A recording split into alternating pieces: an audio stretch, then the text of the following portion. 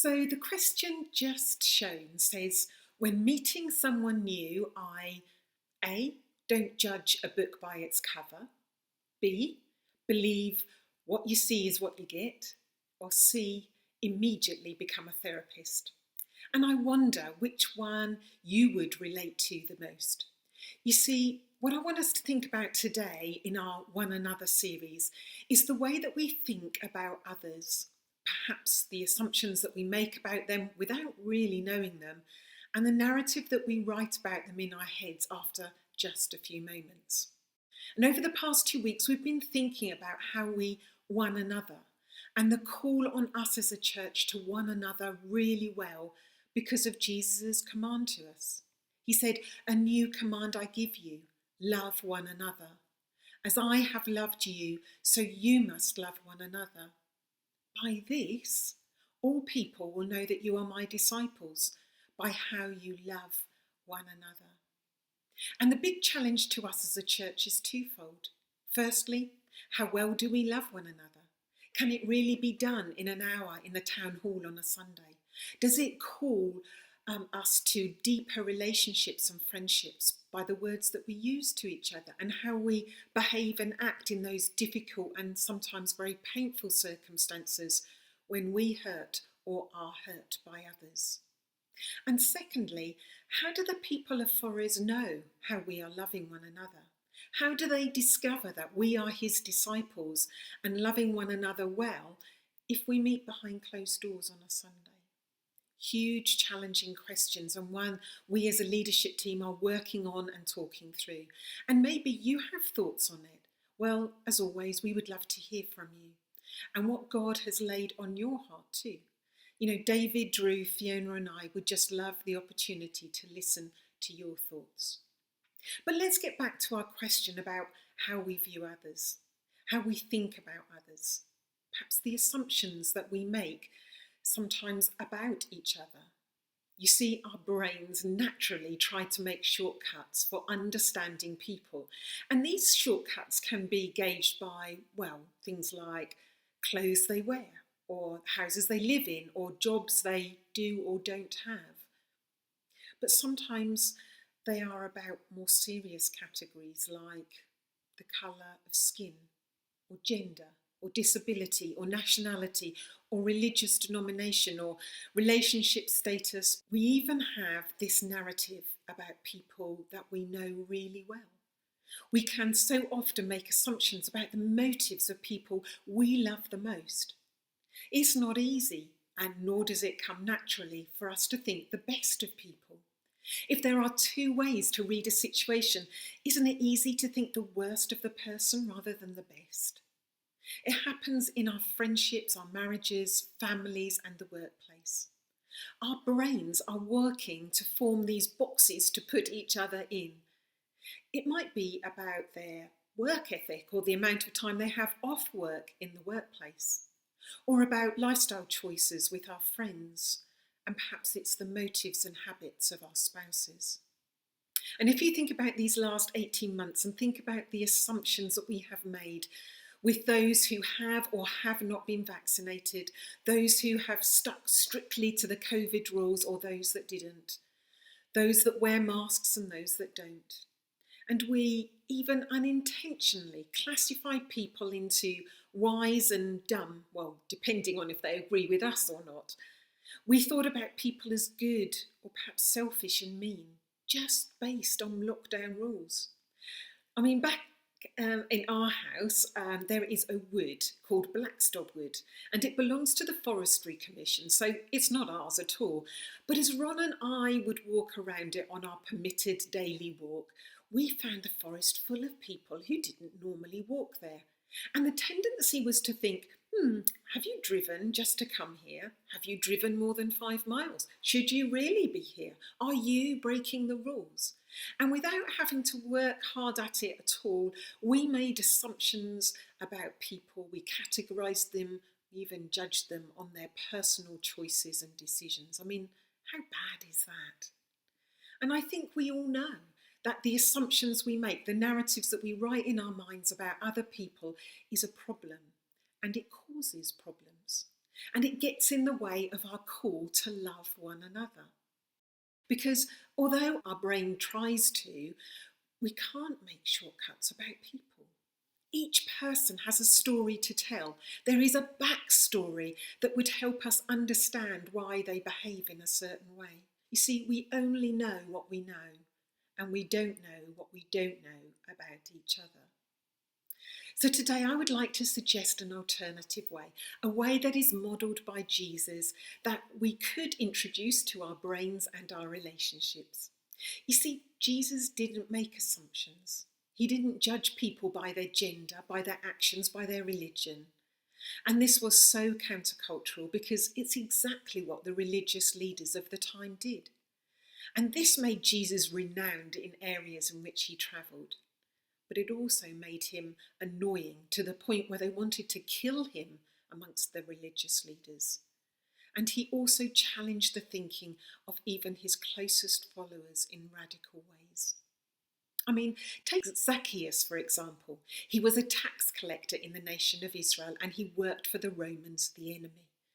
Not only did he take money for Caesar, but he also lined his own pockets by overcharging. And one day, Jesus comes to his hometown and Zacchaeus wants to see what all the fuss was about, so he joins the crowd.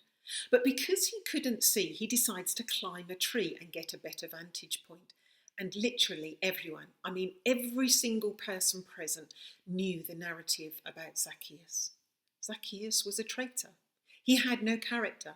He had no conscience. He was greedy. He stole. He took money from people and pocketed it himself. And they thought, but we're Jews. We are the people of God. We despise Zacchaeus. And along comes Jesus, a rabbi and a holy man, and everyone thought that he would, in no uncertain terms, spell out how wrong Zacchaeus was, how condemned he was, how he had no future, no hope of a future, and certainly no place in God's family. But before anyone knows it, Jesus is standing under the tree that Zacchaeus was in, and he said, Zacchaeus, come down immediately. I must stay at your house today. And the people looking around are thinking, what? Jesus is going to hang out with him at his house? That's a sign of friendship. That's a sign of acceptance. Jesus, that's not right. Well, Jesus does. And this day changes Zacchaeus' life. He gives half his possessions to the poor and repays people that he had cheated 4 times as much. See, everyone knew the script about Zacchaeus, apart from Jesus. Take the woman caught in adultery, dragged out into the street in front of the religious leaders who were preparing to stone her as Jesus comes by. And here is another situation where everyone knew the narrative. This woman is a sinner and she deserves what's coming to her. The religious leaders are going to do their thing because they don't tolerate people like her in their community. And they fully expected Jesus to be there right alongside them, picking up a stone to help. But before they knew it, Jesus is right next to her. The religious leaders are asking, Jesus, what do you think we should do then? I mean, the law says to stone her. But Jesus stoops down. He wrote in the dust with his finger. And I imagine you could hear a pin drop as they waited his answer. And he said, let any one of you who is without sin be the first to throw the first stone at her. And you know what happened. One by one, the accusers drop their stone and slip away until it's just the 2 of them. And Jesus turns to her and says, where are your accusers? Didn't even one of them condemn you? No, Lord, she said. And Jesus says, neither do I. Go and sin no more. Everyone knew the narrative about this woman, apart from Jesus. And that is just 2 of many stories we could tell. We could have talked about the man with leprosy, who Jesus should have walked away from, but instead touched and healed. Or the centurion, whom Jesus should have rejected, but instead healed one of his household. Or the prostitute that Jesus should have kicked out of the house and judged, but instead he let her wash his feet and hang You see, in every single one of those incidents, everyone knew the narrative, everyone knew the story about them apart from Jesus, who, whilst he knew them, had not put them in a box, labelled sinner, outcast, thief, harlot. Jesus did the unexpected because he made no presumptions, no assumptions, no judgment on people. He treated people like no one else treated them. And Luke tells us that. He says, now the tax collectors and the sinners were all gathering around to hear Jesus. Well, I mean, of course they would. Although they were nothing like Jesus, they liked him. He treated them differently to everyone else. Maybe they felt special for the first time in their lives. But the Pharisees and the teachers of the law muttered, "This man welcomes sinners and eats with them." They muttered their accusations. And Jesus responds to their mutter, and what he says helps us to understand why he treats people the way he treats people, why he doesn't have narratives about people like we do. And in order to do that, he tells 3 short stories. And through these stories, Jesus offers you and me an alternative to the narratives that we all hold. Then Jesus told them this parable. Suppose one of you had 100 sheep and loses one of them. Doesn't he leave the 99 in the open country and go after the lost sheep until he finds it? And when he finds it, he joyfully puts it on his shoulders and goes home. Then he calls his friends and neighbours together and says, "Rejoice with me, I have found my lost sheep." And Jesus is saying, hey, Pharisees and teachers of the law, you want to know why I treat people differently to you? It's because I see people differently from you. I see them like a shepherd sees his sheep, and a good shepherd knows his sheep. They're not generic. No, they're his sheep, and he knows them. Every freckle on the face, every droopy ear. He also knows their name, and he knows them by name. And he knows their character and their story. He knows who will be first to the food trough. He knows the first to wander off, the one that needs lots of rest, the ones that mother the flock. Which is why when he loses one, he leaves the 99 to go and find him or her. And Jesus says, you want to know why I treat people differently? It's because I see people differently. When I look at them, I see their names. I see people I know and love by name. And I see their story because they are my sheep. They might be a tax collector, an adulterer, a leper to you, but there's so much more to me. And I hope, friends, that you know that God knows your name. He knows your story.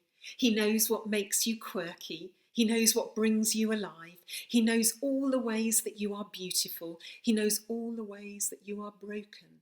And he knows how you came to be that way. He has numbered the hairs on your head.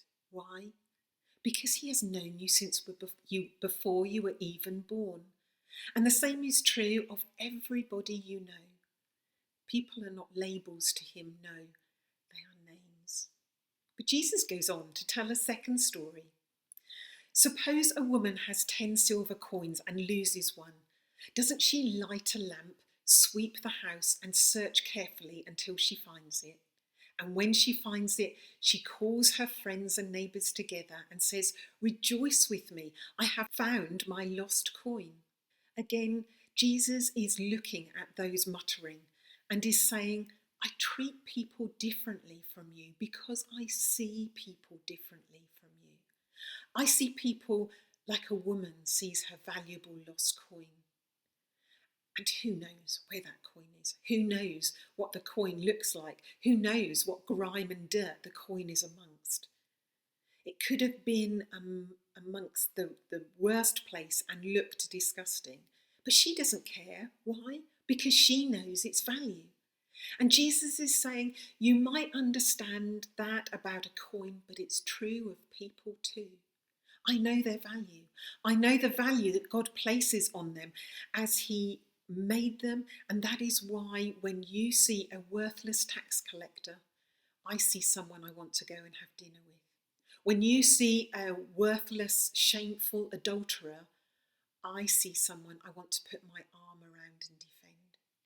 When you see a worthless leper, I see someone I want to reach out to, lay my hand upon and heal. And just like the woman could tell you the precise value of her coin, I can tell you the precise value of every person you know, and I can tell you the precise value of you.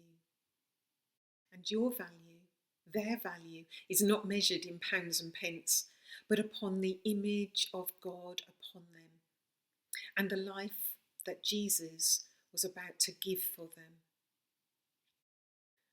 I hope you know that God sees your value. You bear his image and he loves you and he wants you so much that he sent his son for you.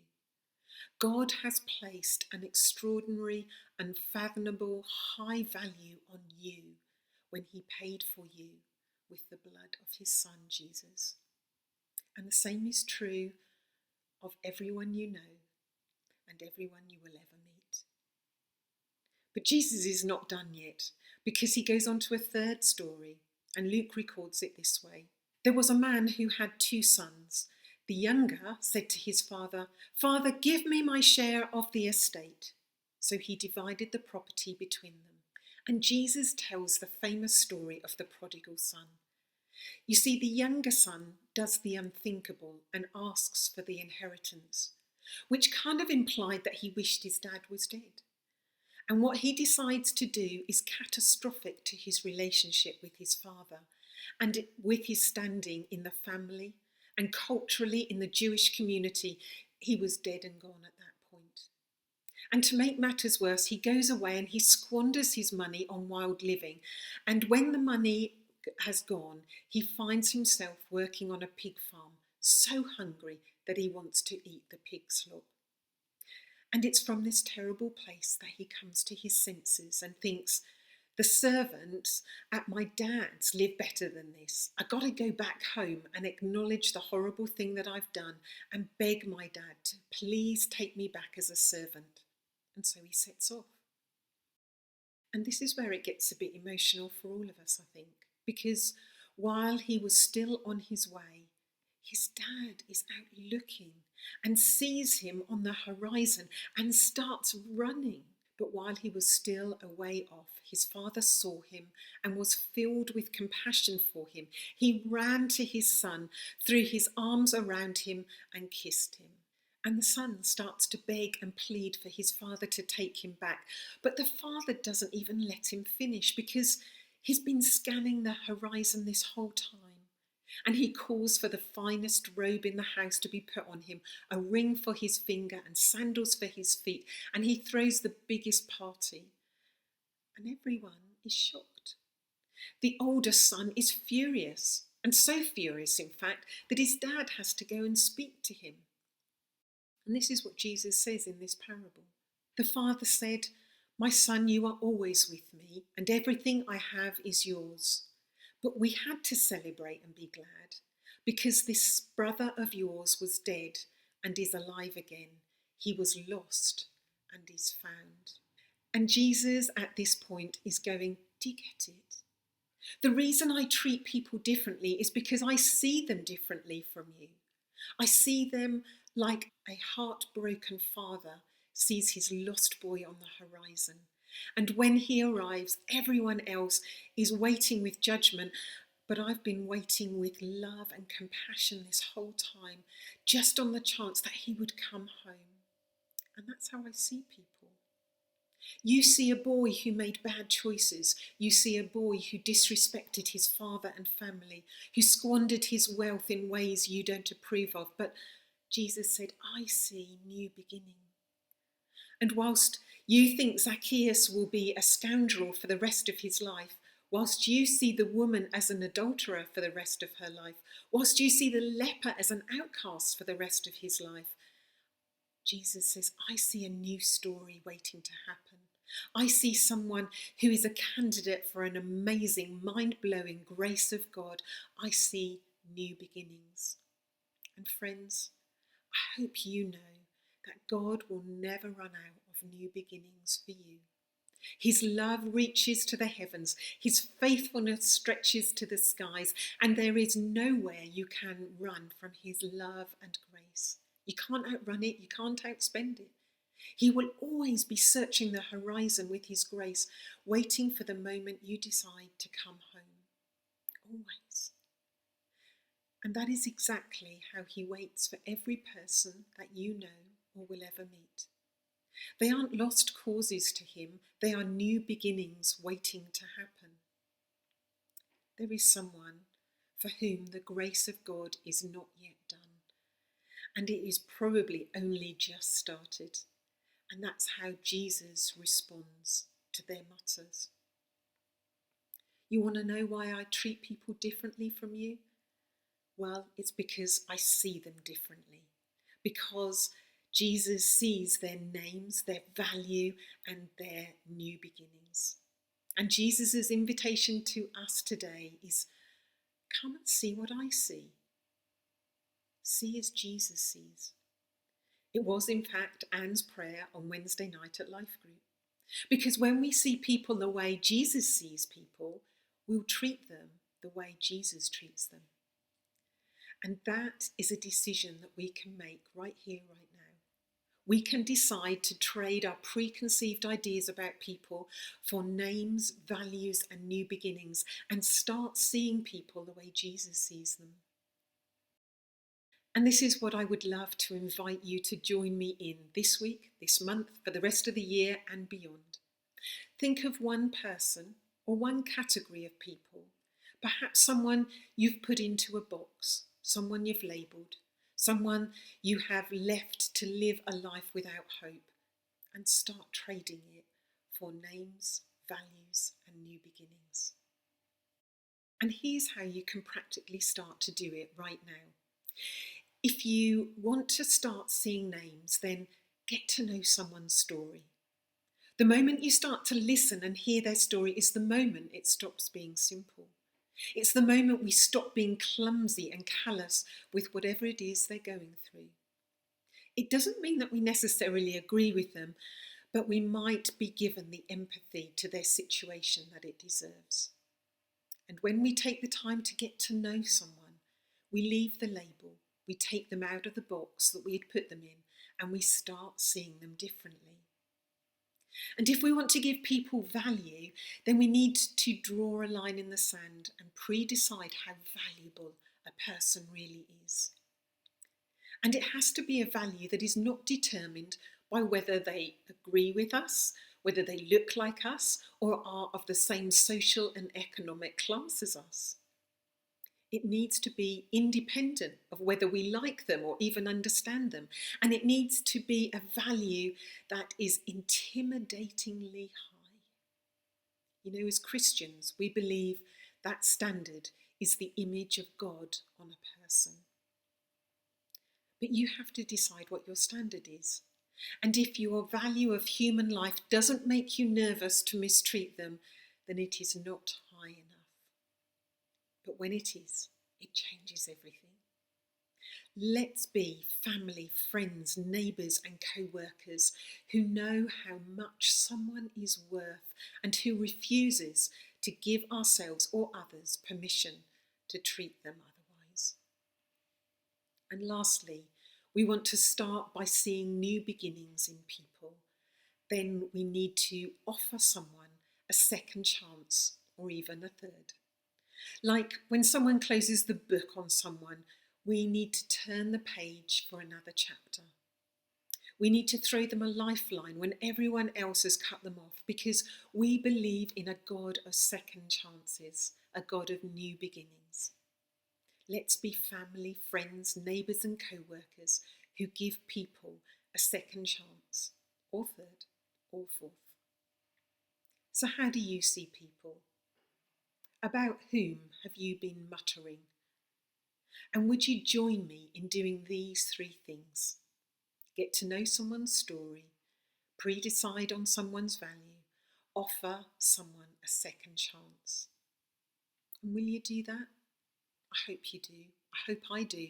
Because if we do, our homes, neighbourhoods, communities, even our nation will catch a glimpse of a God who sees people, a God who knows people's names, value, and who gives them new beginnings. For those of us who are Christians here, this is why it is not optional for us, because these parables of Jesus are not random. My friends, they are our story. Because not too long ago, we were the lost sheep, and he knew our name and cared so much about us that he left heaven, walked the earth for us. And not too long ago, we were that lost coin, but our Creator saw our value and he placed such an unfathomably high value on us. And not too long ago, we were the lost son or daughter coming over the horizon. And our Heavenly Father was searching, and he ran to us and he welcomed us home and gave us a second chance. This is how Jesus has loved us. And he said, "As I have loved you, go love one another." This is how they are going to know that you are mine. So, shall we decide right now to see people as Jesus sees them, by name, by value, by new beginnings? Shall we join him? Because here's the deal, he's actually not waiting for us. He is already actively pursuing every single person on planet Earth, and he is already tuned into their story.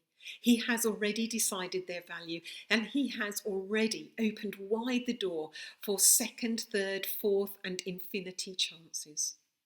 He is already actively on mission doing this, and he is inviting us to join him. The only question we have to answer is, do you want to mutter or do you want to matter? Do we want to be passive or active participants in what God is doing in the lives of those around us? For me, I want to matter. What about you? It's not easy. Our brains and our culture will take us on a different way, but maybe we can start by praying this simple prayer. God, help me to see others the way you see them, so that I can treat others the way you treat them and the way that you have treated me. Amen.